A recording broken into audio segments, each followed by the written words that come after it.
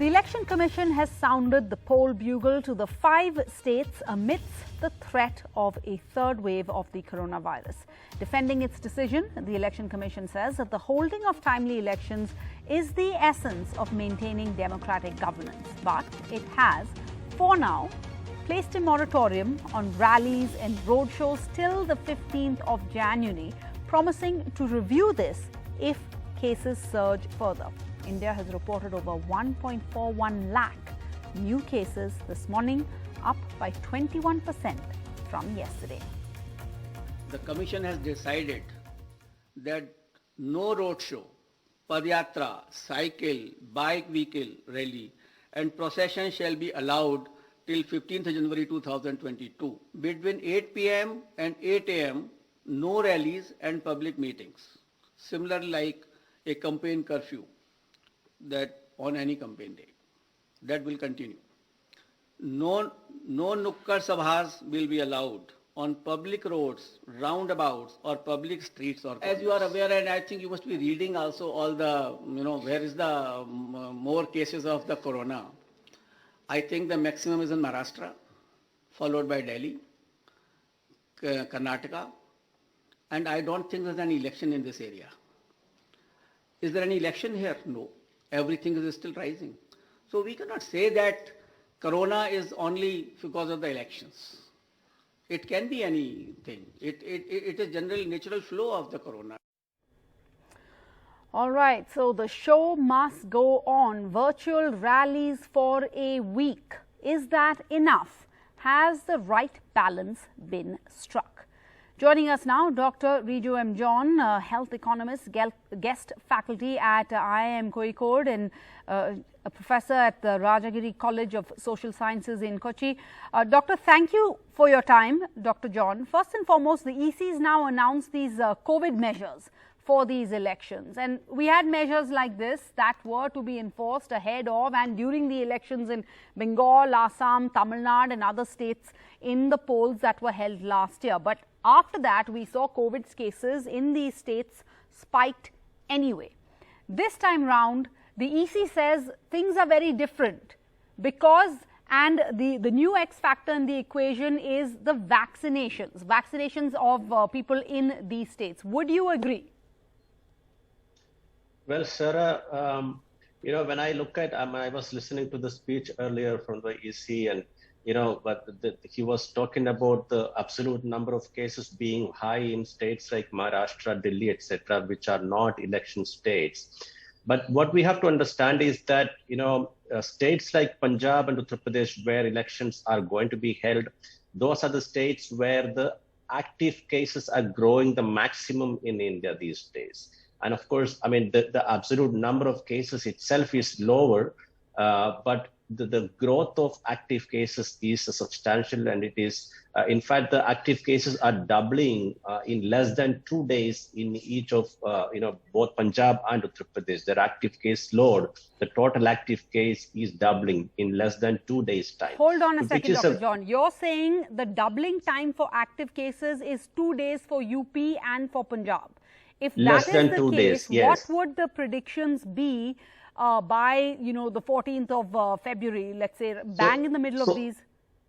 Yeah, I wholeheartedly welcome the initiative by the EC here in banning all these roadshows and, major rallies, etc. But I'm afraid that, by the time 15th, which is just a week away from now, and I don't expect that we will be anywhere near the peak in the 7 days from now, and we probably will be reaching much higher levels of cases by then, and I hope the EC will most likely be forced to extend this beyond the 7 days. But then, what also worries me most is the fact that both Punjab and Uttar Pradesh stands out in terms of the lowest levels of vaccination in the country. And these are also the states where the elections are due. For example, in Uttar Pradesh, only 34% of the UP population, I'm talking about the total population, has received double dose. If you look at it as a percentage of the adult population alone in UP, only 53% have been double vaccinated. In Punjab, the situation is even worse. only 43% of the adults in Punjab are double vaccinated, and only 32% of the total population is double vaccinated. And we by now we have enough statistics from places like Mumbai, where most of the oxygenated beds and ICU are taken by unvaccinated people. So, and that is a major worry, given that these states have a very low vaccination rate, and I'm afraid if the election rallies are going to happen, and I hope the EC's directives are taken seriously, and there are systems and checks to really make sure that these things don't happen, and that these things are really implemented well on the ground, and that's going to be a major challenge. Doctor, according to you, when do you think the peak will be? Well, I don't have an answer to that yet, unfortunately. Okay. When you say, were you confounded by the fact that the same numbers that you have just talked about, that only 1/3 of UP's population and Punjab's population have been doubly vaccinated, were the same numbers that the Election Commission raised today to defend its decision, and they defended it very strongly to go ahead with these elections? Yeah, I do not think vaccination numbers in both Punjab and Uttar Pradesh are defensible. And they are comparably much lower than the average vaccination rates in the country. So that's not really a justification to say that these states are okay to go to the election and see major crowding. Definitely not. And given the way our numbers are increasing, you see no other option except that the rallies, or the ban on rallies, will have to be extended. Is that correct? It will have to be extended. I'm pretty sure that because both Punjab and UP, unlike Maharashtra and Delhi, are seeing the surge of cases a little bit later. I mean, there's a slightly delayed surge in comparison to both Maharashtra and Delhi. So okay. I expect that the cases would increase much rapidly in the coming days, and even beyond the 7 days time frame that we're talking about. You've touched upon this, but I want to quickly go across to that important point. The Election Commission very strongly defended this, and they used the example of Maharashtra and Punjab because there was a lot of criticism after the previous elections for the EC, where they said that, look, the cases are highest in Delhi and in Maharashtra. They don't have any elections. So why are you making a correlation between elections and rallies and COVID cases? Well, in the past, we have had a lot of examples where many states that actually went into the election saw a major rise in caseload after the elections got concluded, or just after the campaigns got concluded. That has been the case in many times in the past. We have experience from the previous waves in multiple states. So that is to be expected no matter what. So the key here is to, really increase the vaccination drive and make sure that the double vaccination reaches every eligible population out there. And it is on that front that I'm really worried about both Punjab and Uttar Pradesh. Whereas, when it comes to states like Uttarakhand and Goa, both have reasonably good vaccination coverage compared to the other states. So I'm really not as worried about those states as Punjab and Uttar Pradesh. Except for Punjab and UP. Also, Manipur, because with the vaccination rate in the 40s, what does that even mean for poll workers? Everyone who's even in Manipur, it's on the elections, lowest side. Yeah. Who don't have a choice, they still have to show up for work. Whether the voters can decide not to vote. Yeah, but at this time, Manipur is too early. I mean, the doubling time is pretty low. Among the lowest, it's at 8 days or so. So they are a bit early now. Okay. For both Punjab and Uttar Pradesh, it's really rising quite rapidly with less than 2 days of doubling time right now. Yeah. Now, the question I was trying to ask you about the correlation between, if Maharashtra and Delhi have the highest cases right now, does that mean we will peak earlier? Well, it will peak earlier in those places where the cases are much higher right now. Okay, so that means UP and Punjab are also worrying for that reason, because they're not at their highest right now. Yes, and we still have a month to go for the elections. Thank you, Dr. John, for clarifying all of that, joining us with your views, and of course, what happens, as you point out, if these rules aren't followed? Is there a punishment? What is the punishment going to be for violating these no rallies till the 15th and beyond? Will anybody be held accountable? Who will pay the price? All of that causes of concern right now. And as the COVID curbs loom On the ground, parties are having to switch gears if they haven't already, putting into play their virtual campaigns and altering their outreach strategies. All right, we try to get you a report over there, which we're not going to be able to. But let's bring in the big question then. A banning of election rallies, who stands to gain? To whose advantage does this play to? Joining us on Left, Right and Centre tonight, we have Pawan Khera, spokesperson of the Congress, Atashi, national spokesperson and MLA of the Aam Aadmi Party, PKD Nambiar, a political analyst who supports the BJP, Sagarika Ghosh, senior journalist, Dr. Shashi Panja, Minister of State for Women and Child Development, Social Welfare for the government of West Bengal. Let's go across. Sagarika Ghosh, to you first. Let me ask you that question. Who stands to gain? Who stands to lose? It looks like, as Dr. Rijeju says, that he expects there's going to be no choice. The EC is going to have to extend this ban beyond the 15th. How do you see this playing out in this election? This is the new twist in the tale. You know, Sarah, just before I come to that, I just want to say that I find this date of the 15th really absurd. What is the EC going to do if cases double after the 15th? You know, as Dr. John was rightly saying, that in the states where vaccination is below 80%, such as Punjab and UP, you know, will the heavens fall if elections are postponed by a month?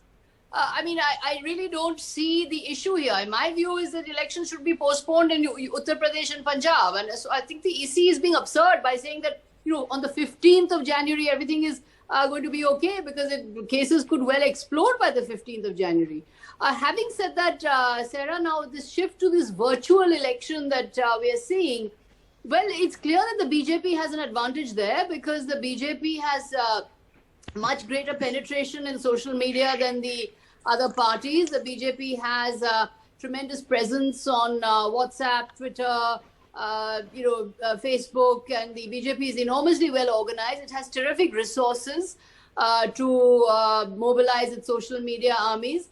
Also, for example, the BJP has many leaders who can sort of all work their social media armies, whereas a party like the Samajwadi Party only has Akhilesh Yadav. It's a single leader party who has to be everywhere and has to have a presence everywhere. So I think at the end of the day, this shifting of the election to the virtual sphere, first of all, we don't even know whether that will be implemented, because politicians, as we saw in Bengal, didn't even follow the restrictions laid down by the EC. The EC couldn't implement half of those rules. So let's see if these can be implemented. But I would say that this shifting to the virtual sphere certainly does play to the advantages of the BJP. Pawan Khera, the BJP already has a robust social media campaign in place. They've got these trucks and LED screens, WhatsApp groups for each polling booth being planned. They have first mover advantage? You know, there is always a difference between content and packaging. Sagarika has been a reporter for several decades. She would know. Even before the BJP was born, and when it was Janata Party, or even before that when it was Jansangh, they always had a better packaging than the Congress. But the content, alas, was as bad as it is today. So I wouldn't buy they had a cadre base, but they've always been a cadre based party. But how many elections did they win out of all the 16, 17 Lok Sabha elections? So this is a misnomer. This is a strange textbookish understanding of BJP. Well, it is a cadre based party which is now receding, in the sense because there is a huge anti-incumbency against the Prime Minister, and we can see through the theatrics that he is resorting to. He knows he's on a sticky wicket. Therefore, these theatrics. So I wouldn't really be nervous about their so-called IT cell or their better preparedness or so-called robust presence on social media. Look at the response to the Prime Minister's tweets. Just go down, scroll down, and you'll realize how badly bashed up is their social media strategy. It's horrible. Now they don't know how to defend their own Prime Minister. Atashi Marlena, please, as Sagarika Ghosh was pointing out there, the physical presence of leaders does impact one's campaign. She points out that the Samajwadi Party, led really by Akhilesh Yadav, he's alone, but at least he has, he's tech savvy. The Aam Aadmi Party, solely dependent then on Arvind Kejriwal. Sir, first of all, I think that I do not agree with the fact that the Election Commission should have postponed elections, because I think that we also don't know when the end will be in sight. We do not know if the cases will recede in 2 weeks, 4 weeks, 2 months, Correct. 4 months. And one cannot endlessly postpone elections and push states into a constitutional crisis. One cannot reach a situation where 5 states would have to be put under president's rules because the assembly has finished its term, but elections have not been held. So I think the Election Commission has taken a pragmatic view. And yes, of course, these are unusual times. These are times that the world has not seen before, that we have had a pandemic that's been going on for 1.5 years. Will elections be successful without any rallies, without any road shows? I think that it is really, we will have to play it by the ear to see as it goes. I actually think that rather than the virtual side of things, it is going to be door-to-door campaigning, which is going to form the cornerstone of these elections. Because I think the important thing to understand is that in a virtual campaign, it is not a question of the party preparedness. It is a question of the penetration of smartphones and devices and internet, whereby people can actually access what any particular party or any leader is saying. Our experience of the last 1.5 years of trying to run online classes in schools in Delhi, and Delhi is fully urbanized, far more smartphone and internet penetration, is that at its peak we have been able to reach only 60% of pupils. So when we are talking about rural Uttar Pradesh, Punjab, the hilly portions of Uttarakhand, Manipur, however good the election machinery of any political party, it is the internet penetration that's going to really be the bottleneck. So I think it is door-to-door campaigning which is going to form really the cornerstone of this election. Of course, it will be challenging without roadshows and rallies. But I think that the Election Commission, frankly, had no other choice, and they have made pragmatic decisions under what are very difficult circumstances. PKD Nambiar, the BJP is supposed to have first mover advantage, the towering personality of the Prime Minister, that gets nullified by the fact that at least now we have a level playing field when it comes to the amount of money that all parties can spend, because now all parties, they don't have to spend on these huge gigantic rallies and roadshows that we see the BJP constantly rolling out every time we go in for an election. So actually a setback for the BJP maybe.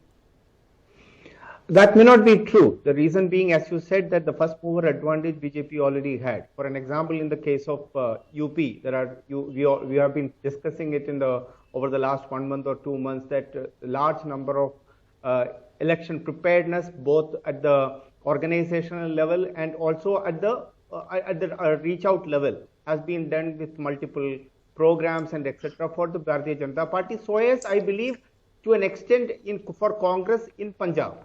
So it's not like that only. In the same is with Aam Aadmi Party has done a tremendous work from the point of view of campaigning, the initial work even in Goa. So broadly, most of the parties are prepared quite an extent. Some people may be lacking in some places. Some people may be having an extra advantage. Broadly, of course, it's the ruling party, and out of the 5 states, 4 states are ruled by BJP. So BJP do have an extra advantage.